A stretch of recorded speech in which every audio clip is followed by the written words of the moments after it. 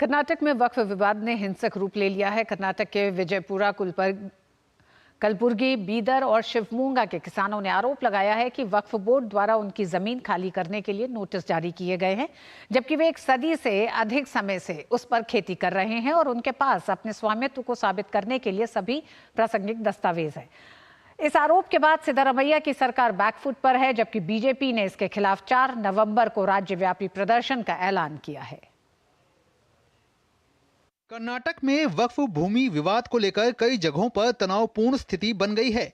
हावेरी जिले के एक गांव में वक्फ द्वारा मंदिर और ग्रामीणों के घरों और जमीन पर दावा ठोका गया है। गांव के लोगों को अपने मंदिर के साथ साथ घर और जमीन हथियाए जाने का डर सता रहा है। विवाद बढ़ने पर गांव में 2 पक्षों में जमकर पत्थरबाजी हुई। पत्थरबाजी के दौरान कई लोग घायल हुए हैं। मामला वक्फ द्वारा किसानों की जमीनों पर दावे को लेकर गर्मा गया है। स्थानीय पुलिस ने हिंसा फैलाने के आरोप में 32 लोगों को हिरासत में लिया है।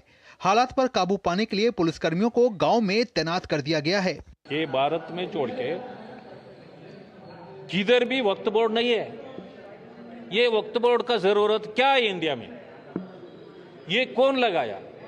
ये कांग्रेस वाले अपीजमेंट करने के लिए ऐसे एक कानून लिया गया है, वो मैं विरोध करता हूं।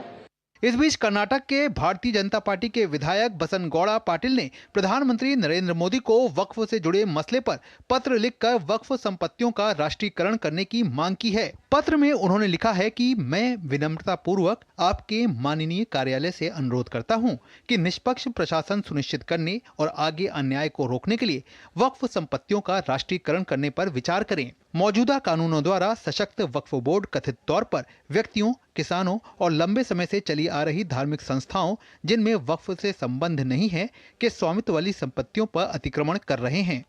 केंद्रीय मंत्री प्रहलाद जोशी ने कर्नाटक में वक्फ बोर्ड के मनमाने रवैये को लेकर कर्नाटक सरकार को घेरा।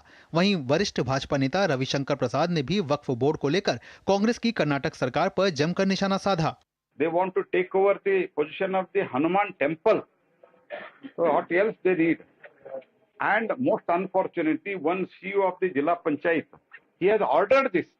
It is most unfortunate, and I strongly condemn the action of the government, and also particularly that Jilla Panchayat and Mr. Jamir is forcing the authorities to take action on the innocent Hindus. हम Congress party से कहेंगे, कृपया करके गरीब किसानों की संपत्ति को अगर वक्फ के नाम जबरन चढ़ाने की कोशिश की जाएगी तो उसका हम खुलकर विरोध करेंगे।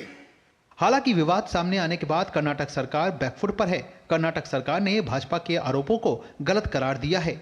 इससे पहले कर्नाटका के विजयपुरा में किसानों की 1200 एकड़ जमीन पर वक्फ बोर्ड ने दावा किया था। वक्फ बोर्ड ने किसानों को नोटिस भी जारी किया। तेलंगाना में भी मेडिचल मलकाजगिरी जिले के मलकाजगिरी में 750 एकड़ जमीन पर वक्फ बोर्ड ने अपना दावा पेश कर दिया है। केरल के मुनम्बम गांव के लगभग 610 परिवारों ने आरोप लगाया है कि उनकी जमीन और संपत्तियों पर वक्फ बोर्ड ने दावा किया है। Bureau report, DD news. और न्यूज नाइट में आगे आपको बताएंगे कि त्योहारों पर रेलवे की क्या है तैयारी। वक्त एक छोटे से ब्रेक का है। ब्रेक के बाद देखेंगे कि त्योहारों पर रेलवे ने किस तरह से तैयारी की है।